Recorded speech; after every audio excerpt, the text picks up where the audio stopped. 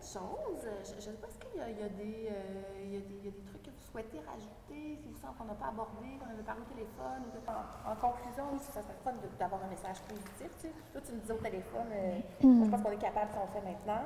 Ben, c'est sûr que j'aurais préféré qu'on le fasse il y a 10 ans, les premières actions. Ouais. Puis là, ben, ce qu'on a, c'est pas le passé, c'est le présent. Fait qu'agissons tout de suite maintenant. Fait que oui, je parle de discours le plus positif possible. On rallie plus à mes yeux quand c'est positif aussi que si on a un message trop négatif. Donc, je me dis, il faut agir maintenant, puis je pense que c'est faisable. Plus on attend, plus les actions vont être importantes. Ça devient négatif. Mais c'est pour ça qu'on doit agir maintenant. C'est tout. Puis, selon toi, la valeur première, en tout cas dans l'éducation de nos enfants, ou ça serait quoi? La valeur plus importante là, comme parent à inculquer aux enfants dans le contexte de l'urgence climatique? L'autonomie, l'autarcie, apprendre à se débrouiller seul, se faire confiance. L'esprit critique, ce que tu disais au début, Ouais. je pense que c'est Aussi apprendre à faire confiance aux autres, je pense que c'est important. Aussi. Ouais. Mais ouais, l'empathie, hein? L'empathie, parce que ça va en prendre. Ça va en prendre beaucoup pour la réussir, la transition. Puis, moi, tu vois, ce serait de dire, d'outiller mon garçon pour qu'il réussisse toujours à se concentrer sur c'est quoi l'essentiel. D'être toujours à la recherche de l'essentiel, ne pas aller justement dans le surplus, ne pas aller là où c'est pas nécessaire. Donc, de se concentrer sur qu'est-ce qui est là, qu'est-ce qui te rend heureux, mais profondément heureux. Ouais. Moi, j'aime bien leur apprendre d'être à l'écoute d'eux-mêmes. Je trouve que c'est très important de commencer à s'écouter, reprendre le pouvoir sur sa vie, de reprendre le pouvoir aussi sur son corps, ses émotions, de comprendre aussi la souffrance et l'accepter, la canaliser. Puis vraiment de développer sa compassion, son amour, sa créativité aussi, c'est très important. D'apprendre à faire ce qu'on aime, d'être têtu aussi, arriver à comment dire, pas lâcher, puis vraiment aller jusqu'au bout de ce qu'on a envie de faire et pas se laisser décourager.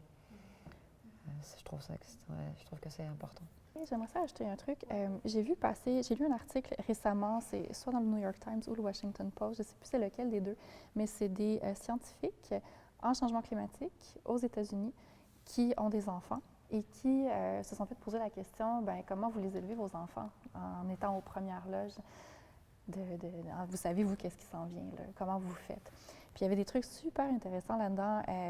Il y en avait une qui disait, tu sais, moi, j'apprends à mon fils qui vit à une époque où il peut être un agent de changement, un acteur de changement très important. T'sais, on a vraiment l'opportunité de changer les choses en ce moment. Donc, on parlait de reprise de pouvoir, là. Tu as le pouvoir de changer les choses à cette époque.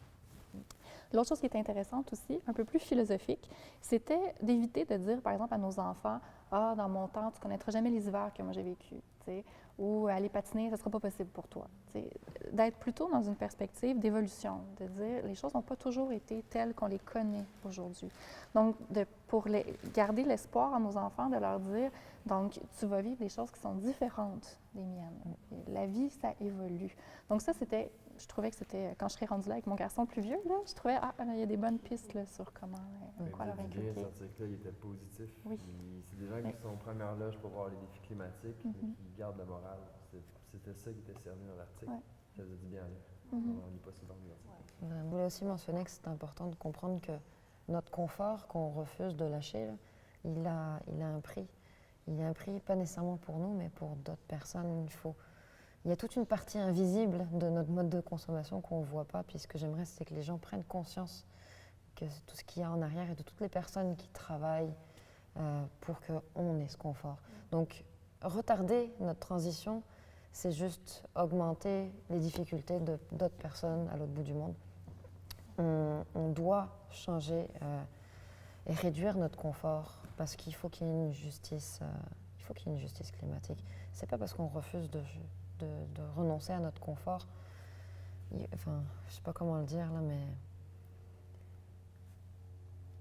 notre confort, il a vraiment un coût terrible au niveau humain et environnemental.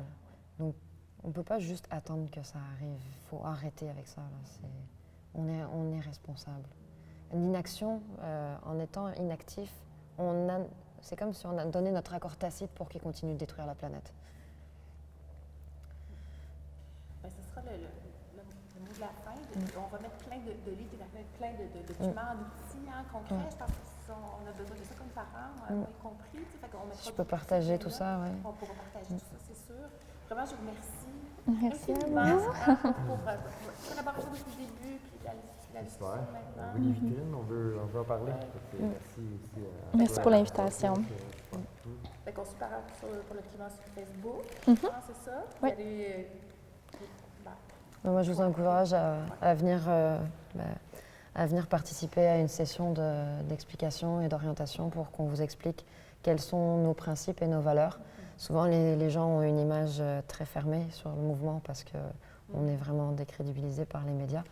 Mais les valeurs qui sont mises en avant sont vraiment exceptionnelles. Donc, venez voir où est-ce que vous pouvez trouver votre place dans ce mouvement-là. Vous avez votre place, c'est sûr. Tout le monde a sa place. Faites partie du 2%. Ouais, faites partie du 3%. Merci.